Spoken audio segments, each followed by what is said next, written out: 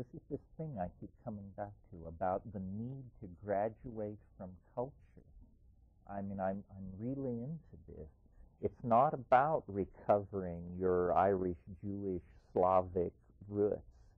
We're beyond that.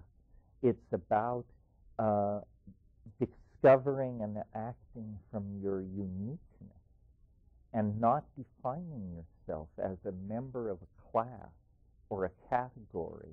That's a print-created mental error. Things like racism, sexism, all these forms of averaging and leveling are sloppy forms of thought.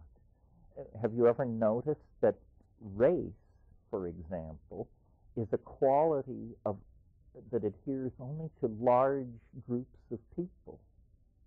To speak of a race, you have to have a bunch of people. It's not a quality that adheres to an individual any more than an individual water molecule is wet.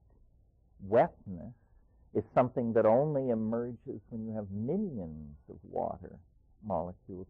And yet, and I think this is a print-created phenomenon, this overuse of simple categories is a kind of genuflection to the simplification of the world that takes place through print.